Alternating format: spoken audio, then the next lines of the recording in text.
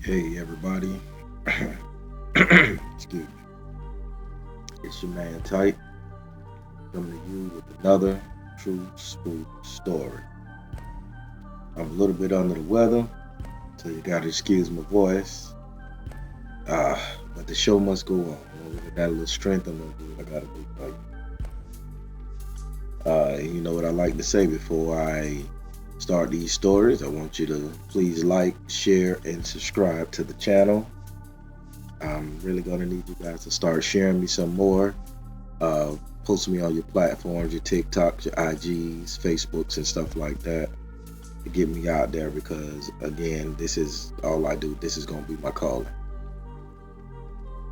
All right, without further ado, excuse me, I do apologize for the sickly sounding, but let's rock it. Now, this story is going to take place in the downtown Orlando area, right off of Orange Blossom Trail and Lee Road. Grand Avenue School in that area, though. So there used to be this guy, this older guy, right behind Michael's. I think it's called Michael's Foreign Automotives, uh, foreign car repair and sales, right across the street from Cleo's strip club. Well, behind there used to be a guy who fixed bikes for the people in the neighborhood. Mainly, he would fix the bikes for the old people in the neighborhood, the senior citizens, and he would donate them to the Westminster Towers and all that stuff. And he would go get the bikes from the junkyard. He would probably pay my dad a little bit of cash, say, hey, here go $40, $50, to go get a load of bikes. And people would donate them bikes from various organizations, shelters and stuff. And he would just, out of his own heart, repair the bikes. Every time you walk past, you see 17, 18 bikes upside down. And that's all he did all day. I don't know if he was retired. Was he just a nice guy? But that's what he would do all day.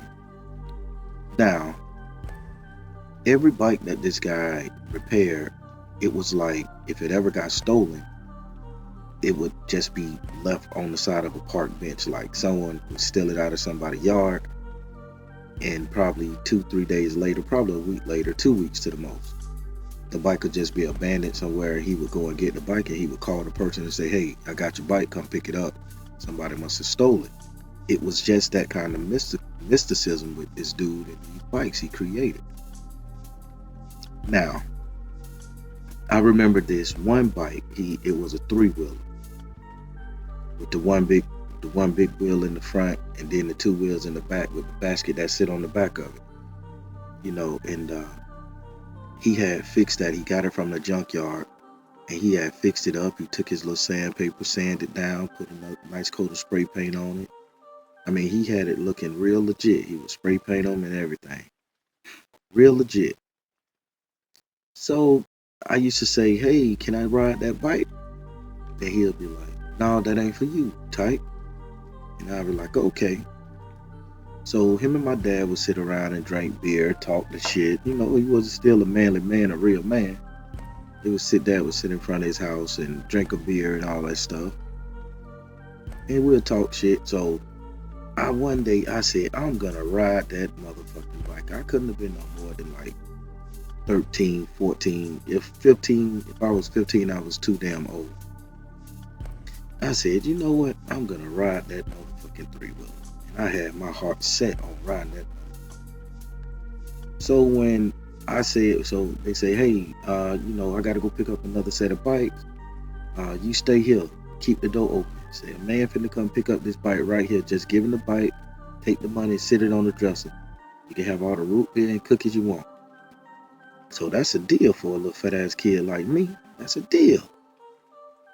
So I'm sitting up there gorging myself on root beer soda and gingerbread cookies. I'm doing it up. So the guy come by, and the guy say, hey, I come to get the bike. I said, you got the man money? Handed me the little money in cash. I say, hold on. I ran, took it back in there, dropped it on the man's dresser, ran back outside. I say, there go the bike. And the dude, he said, well, what's this bike right here? And he pointed at the 3-wheeler. I said, he told me not to touch it. Say he must be working on that shit for somebody else. I'm trying to sound grown and hard, so I'm cursing at this dude here. Say he must be trying to work on that shit for somebody else. You know, he told me not to touch the damn thing. He said, yeah, you can't touch the damn thing. He repeated me and laughing because he knew I was a little chump, legit. And he knew I was trying to impress him with my bravado, young kid handling money. He said, you mind if I give it a test drive? I said, I can't ride it, but you can. So the guy, he loaded his bike on the truck. He loaded his bike in the back of his car, and he got the 3-wheeler. He rolled up Grand Avenue with it. And it took him about 10-15 minutes to come back around the corner. Now, people, when that man got on that bike, he was happy. I mean, I ain't even see a 5 o'clock shadow on his face. I mean, he was clean shaven. When that man got on that bike and he rode it, and he was trying to stand up on it to get traction on it, pushing it hard, and then the bike finally started rolling. The bike finally got going, started rolling. I looked around, I said, okay, he doing it. So he done went up there, he done turned wide and all that stuff there. And he coming back up the road and he coming back. So now I'm looking at him by 10, 15, I'm gonna say about 20 minutes, 30 minutes have passed. And I'm timing him to see if he going fast enough, he should get to me in like 1 or 2 minutes up this little road on this bike. It ain't that, I mean, it's a little fucking road, it's a block. When that man got back to me, he came to me so slow. When he got back to me, he was pulling hard on that 3-wheeler. He said, ooh, I think he need to do something with the gears on this. That chain or something, cause that motherfucker there, ooh, that bitch a hard ride. And he just kept breathing hard. Motherfucker, hard ride. And I said, okay. And he got off of it and he left it right there on the side of the road. He said, all right, I gotta go. He said, ooh. He was just drained and tired, people. So I'm looking at him, and I'm like, what the fuck going on here? So now I'm afraid that I'm going to get in trouble if I don't ride, if the bike, because the bike moved. So I'm like, man, I ain't supposed to ride this bike, but he rode it. I said, let me, ride the bitch buck in the yard and park it. So then I went to push it, and it was rolling quite well. Like no gear stopping, no nothing. Then I said, well, shit, I'm riding it right there, 12 yards, if that. I said, I'm pushing it 12 yards. Let me ride this motherfucker on in there. So I hops my ass on this big ass fan seat. And so as I'm trying to pedal the bitch, the motherfucking bike took off like it had an engine. I damn near got thrown from the bike like you hit the gas on a throttle on a motorcycle. That's how it jerked me. So I'm like, what this man talking about? This bike got a problem. So I spent up in the motherfucker thing, and I like, and it didn't take nothing but like 1 minute, 2 minutes tops to get it wet. So I get out, I back it back up, I get a little rag and I wipe down the wheels and stuff, make it seem like ain't nobody touch it. So I'm sitting back on the porch. So my dad and the dude finally come back to the house. Come back to the little place where the bikes were. And I'm sitting out there happy, eating cookies, in a daze, imagining this, imagining that, hoping they don't know that I fucked with that bike. So I told him, the guy came, your money on the dresser. I said, the guy came, your money on the dresser. I said, everything went all right. He ain't trying to get you none. I said, he didn't cheat me.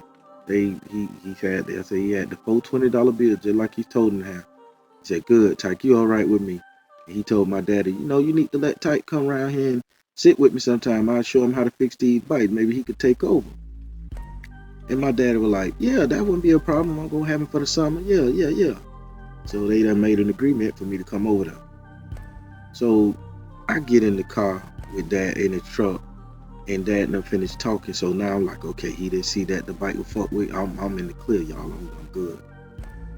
So I saw Dad look at me while he was talking to the man, but then Dad got in the truck and he just, backed up, and Dad lived a little bit right up the road from where the man was. So he just backed the truck up, spent around, and just went on home.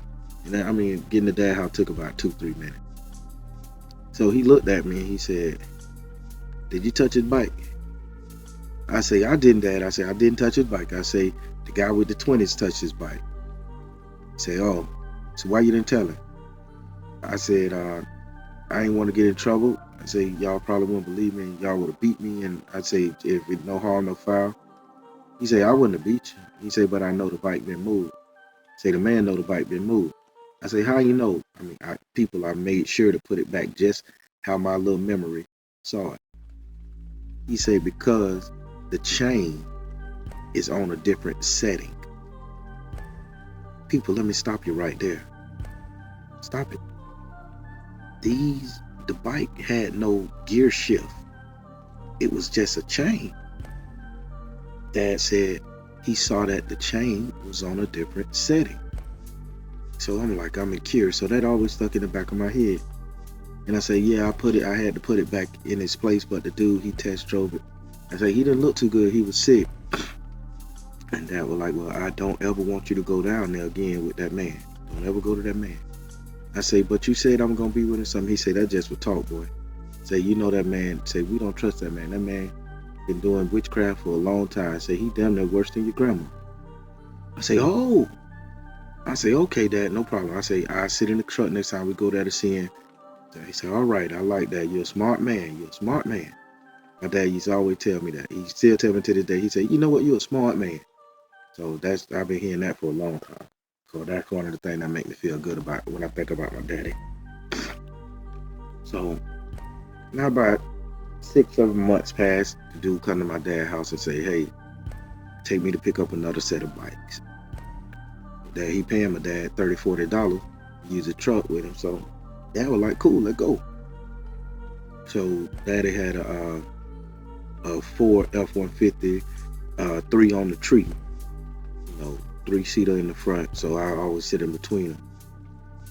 So we get in the truck, we rolling, and the guy say, man, and the guy was making like they thought they were talking over my head. So they like, man, whoever touched that bike last, that bike ain't never flowed that good. Say, that bike ain't never ran that good. Say, I test drove that bike, and man, I had so much energy. I was feeling so good. It's like I had just changed up the oars and the gears. Nah, people. I looked at my dad's face. I don't know what made me look at my dad's face. But after that man said that, I looked at my dad's face, and my dad gave the fucked up, as angry as look directly through the windshield. And he was so pissed, but he didn't let nobody know. And the dude just laughing, because he like, man, that bike felt so good to me. Yeah, boy. Ooh, my dad just had this fucked up look on his face. So my dad didn't talk to me, didn't talk to the man the whole time. We was out there, picking up the bikes and shit from the church. The dude gave me a little money for helping him with the bike. My dad thanked him, dropped him off. And I'm looking at my dad, and my dad still ain't say nothing. Now, people, my dad never hit me in my life. I'm 45 years old. My dad never spanked me. He just had a way of giving me a look, a stern talking to that made you feel like shit. Then he showed you he loved you at the end of the time, at the end of the conversation. My dad pulled up to the corner of Westmoreland and Grand Avenue. And I got backhanded so motherfucking hard by my daddy. My head almost melted into the motherfucking seat. I saw all kind of stars, purple horseshoes, mushroom, and green clovers. And I said, whoa, Dad never hit me. So I looked at Dad, I'm like, holding my face, and like, what? He said, didn't I motherfucking tell you? And my dad never cursed directly at me. He would curse in general. But he was pointing his finger with his fist balled up, man. He said, didn't I motherfucking tell you not to ride nothing, not to touch nothing, that shit, that he said, I told you not to do that. You're supposed to took them up. And I said, what? I said, Dad, what you talking about? He said, you rode that motherfucking bike. I told you he was a witch man. He down there worse than your grandma. So I said, oh, I'm sorry. So I'm crying in the car, trying to be a big boy, but crying at the same time, the shit hurt. So Dad get in the car, he say, God damn it, shut that crying up. So now Dad be lining up Rio Grande, headed to Ivor Lane Projects where my grandma was. And Dad pulled the car up, slammed it, told me to get out. He like, I got you. I got you. Grandma come out there. Everybody run out there. The neighborhood run out there. My daddy got a loud, squeaky voice when he get upset. You know what that boy did? And Grandma was like, what? And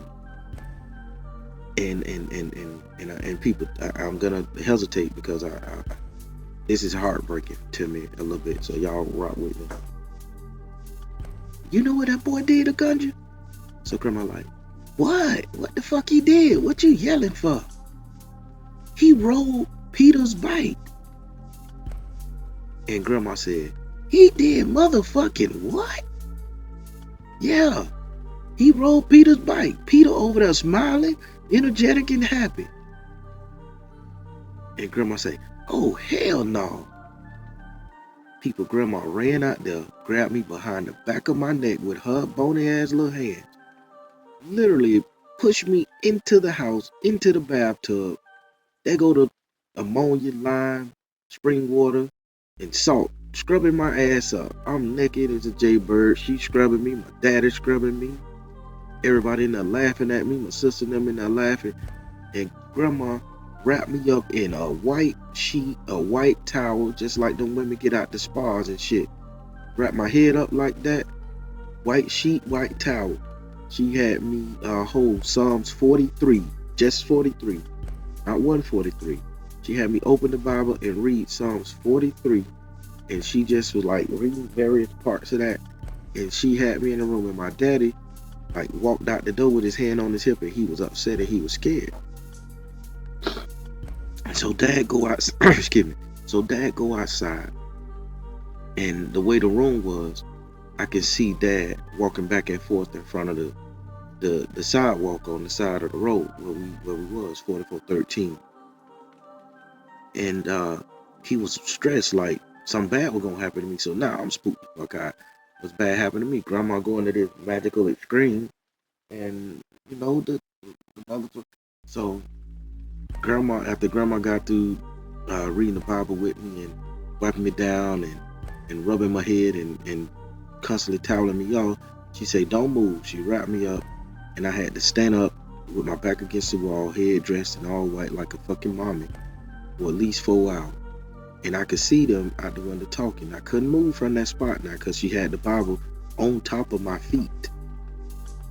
So I said, what's going on? People, I'm looking out the window and I could barely hear what Grandma and them talking about. And my daddy was asking Grandma, Gunja, what I need to do? What I need to do? I know that boy probably done take my baby's soul. Done took my baby boy's soul. And Grandma said, calm down, calm down. He ain't take a goddamn thing. We got him. If it would have been less than 2 days, yeah, his ass would have been dead somewhere or hooked on drugs. And what can I do? So I'm listening to Dad and Grandmama plot to go take the man 3-wheeler so they can like take it to the field and burn the bitch. Man, I can't make this up. If people think it, listen, if people think people crazy, they crazy. I mean, y'all nuts. So my daddy like, fuck that, I'm going to get that bike. He ain't finna kill my boy. So now I'm panicking, crying. I ain't damn moving a muscle because Grandma gonna come back in there and probably beat me up. Daddy gonna come in there and backhand me again. So I'm just stood. So I see Grandma say, well, you go over there and get it, and you let me know when you fucking get it. And I want you to meet me. All of us gonna go out there to that field. So Dad go over there, and I thought Dad stole all the years. I thought Dad beat the man up and stole the bike, people.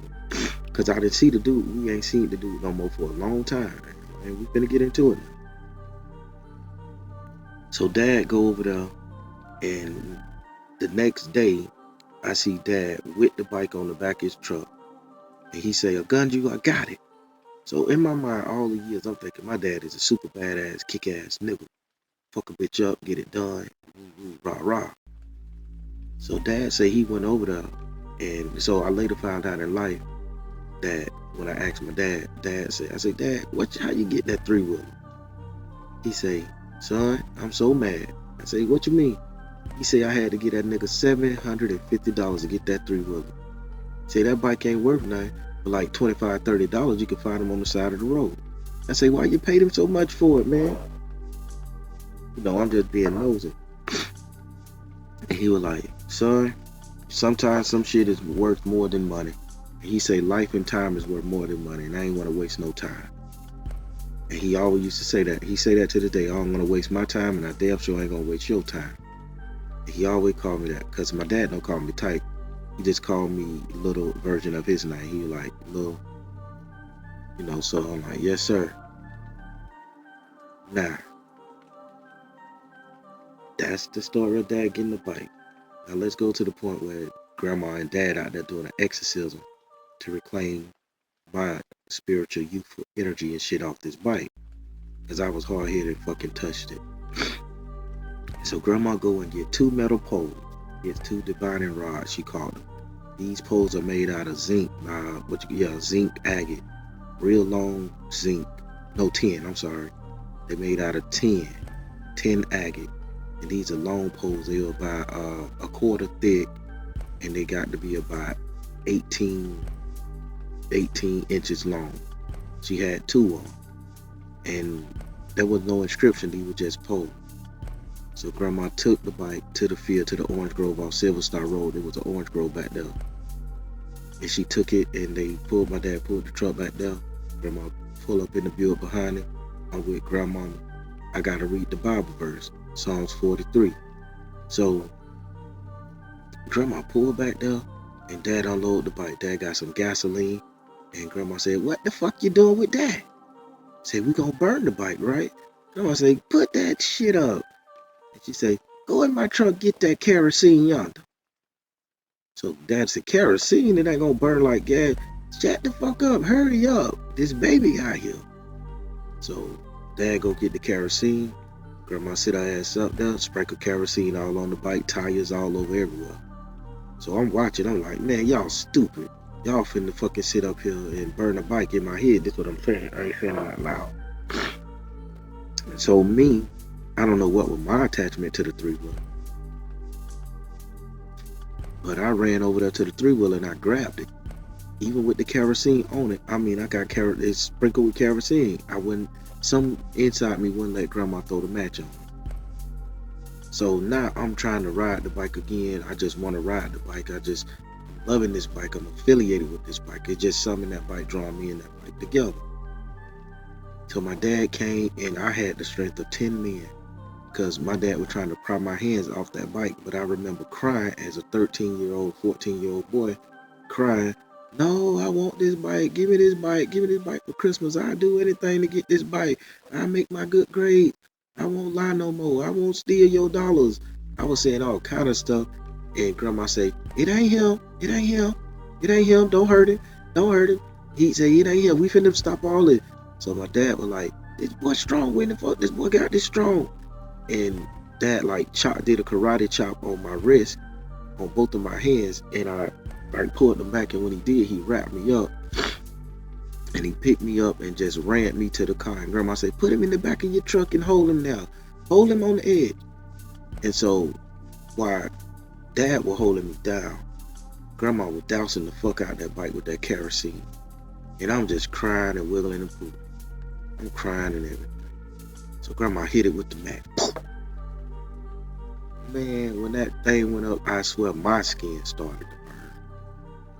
My shit started itching. I felt like some fire was on me, and I'm just crying, and I'm like, "Ouch, I'm itching." I say, I'm getting bit by ants. I said, "These ants is on me. These ants is on me." And grandma said, "Ain't nothing on him. Hold him. Hold him. You gotta burn this bitch. Hold him. Hold him." And I see grandma crying, tears coming out her. I'm crying, y'all. Believe it or not. This shit tender. These stories real, y'all. So grandma crying. I look up at my dad, and I ain't never seen my dad cry. So my dad holding me, and he got tears in his eyes. So now I got tears in my eyes, right? And we all up here crying. I'm crying because I don't know why they crying. But grandma, tears in her eyes, and she was burning that motherfucking bike. And it could, and I could be exaggerating, people, because I want to be real. Maybe the fumes from the kerosene smoke and shit was fucking with us. But I know we was all crying. And That bike burned, and it burnt. The seat burnt, the tires, rubber burnt. It was smoking. I mean, it was just burning. Nobody fucked with us. Nobody came to us.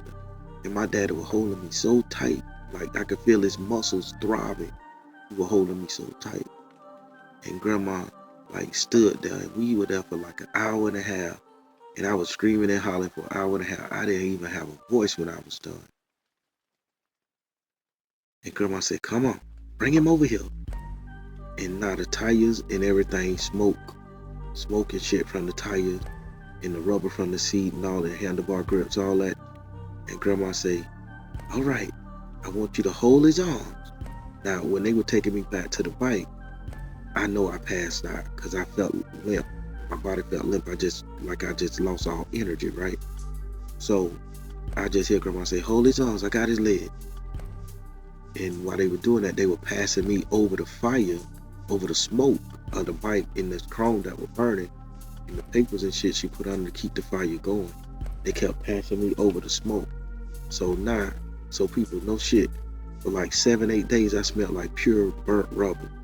That shit was in my skin and my pores, and they had to come out. They had me eating nothing but lettuce, rice, and tomatoes, and some oatmeal without milk.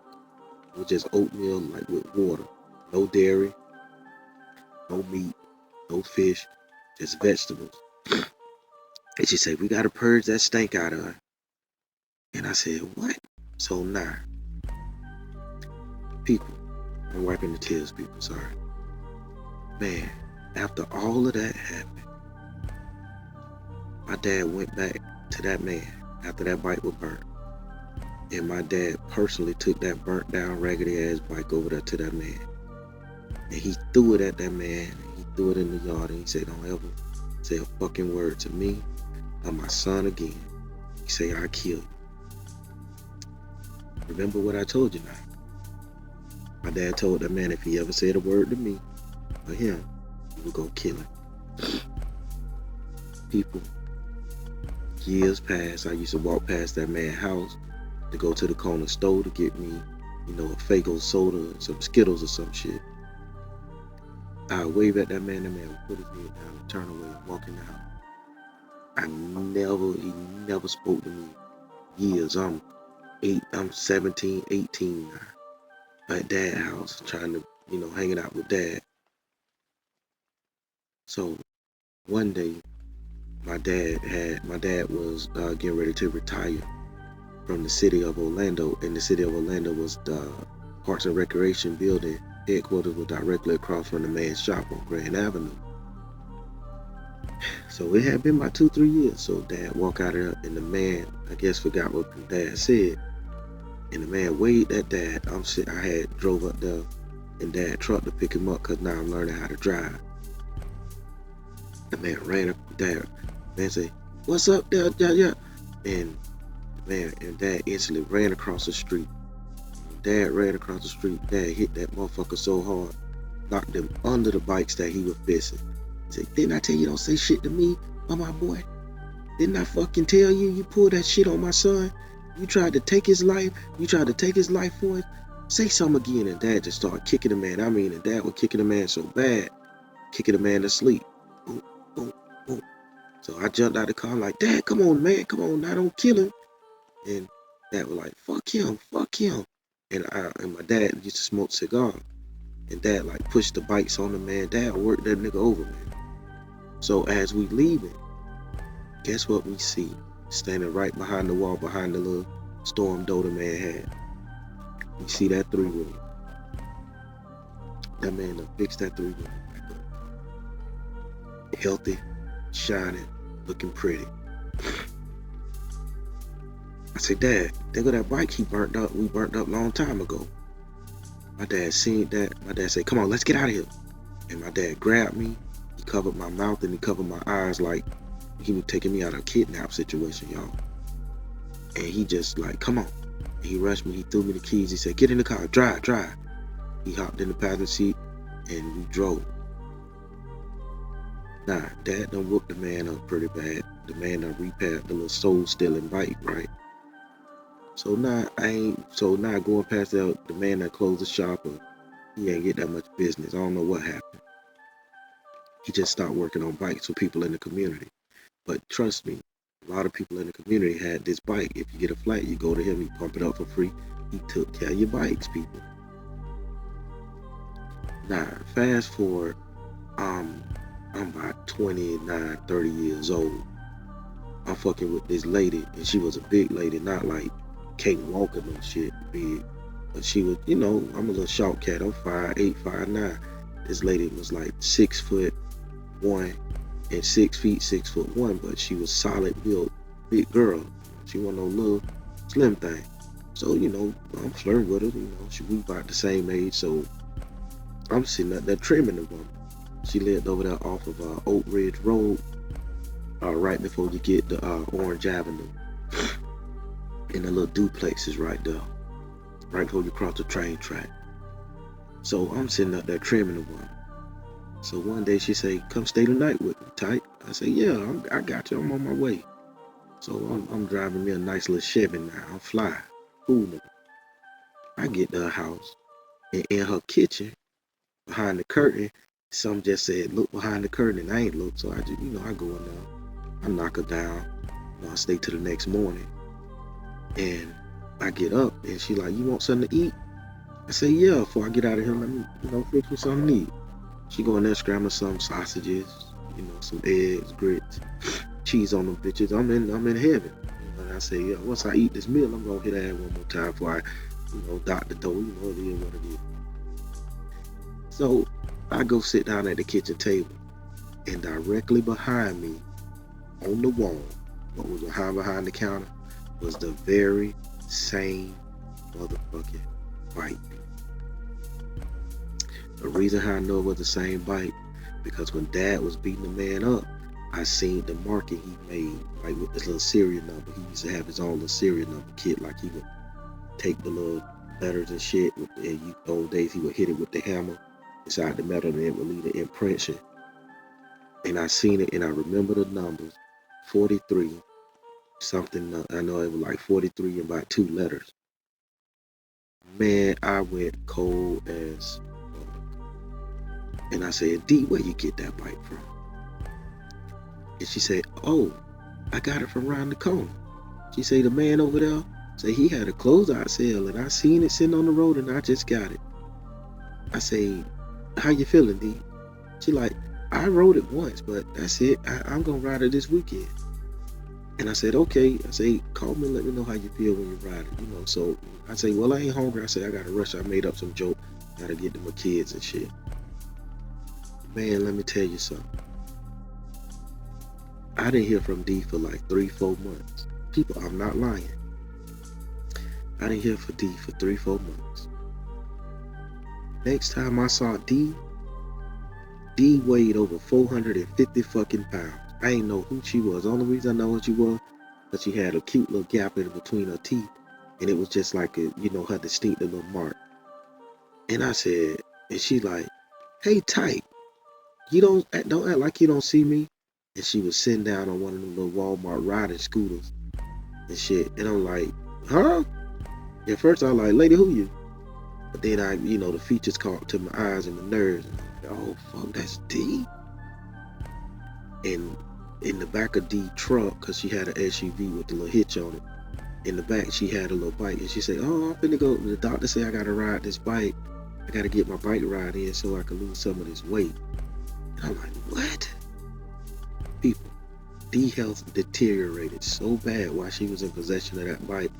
That lady became obese, and she had to move to Virginia with her son. So I told Grandma, I say, "Those big old D with the big legs and the thighs and the tits?" She said, "Yeah." I say, "D got that bike y'all burnt up. That nigga fixed it, Grandma." She say, "D got what?" She said, "Take me on over there." So me and Grandma load up in the Buick. I'm driving Grandma over to the D house. By the time we got there, people, D had already moved. She was packing up, and the landlord say, "Well, D, her health failed real bad. She had to go to stay with her son." I say, "Did she take everything out the house?" And she said, the rent lady said, "No, she left this nice ass 3-wheeler in there. She said I could give it to whoever I wanted." And the maintenance man didn't want the bike, say he ain't got the space, so I said, I'm gonna keep it. And my grandma instantly said, do you believe in magic, bitch? And that's what she said to the lady. Lady say, no, not really. I'm a Jesus man, you know, Jesus Christ. She said, well, what can I give you to get rid of this bike? Get this bike off your hand. She said, it was a gift. I'm not selling it. Grandma say, bitch, what can I give you? She said, I'm trying to save your life. This ain't a good bike. So the lady like, you don't know what you're talking about. That's superstitious mumbo jumbo. So grandma say, okay, bitch, I tried. Grandma say, Tyke, get in the car. Let's go. Man, tell me why those apartments fell in decay. That lady died 2 years later from riding that bike.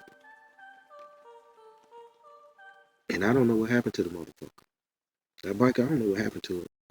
Last time I seen it, that white, I went over there because I was grown. I was going to try to rent an apartment over there. You know, because I know they was tucked off in the thing and they fly. The owners had changed the apartment and everything. The lady died, man. And she had that bike. So somebody in her family got it. So there's a haunted three-wheeler around Central Florida people. And everybody who ride that little haunted three-wheeler motherfucking bike end up dying. Now I'm finna take you back to the man who fixed the three-wheeler up, people. So I happened to see him. He was still over there walking up Grand Avenue. Tell me why I don't look like that motherfucker age today. He still got the same nappy dreads. They ain't gray or nothing. I'm 45. This shit happened 30 years ago. He still got the lean body, you know, like Jamaican cat. Don't wear no shirts and shit. He still got his little building over there. He still fix people tires. And that shit happened. We're gonna talk about it in a recap. Alright, everybody, I'm Tyke. Telling you guys, sometimes the truth is stranger than fiction, but it's the truth, no doubt. Take care, God bless and much love. And remember, when you riding for yours, something just may be riding your ass too. Take care, everybody. Stay safe.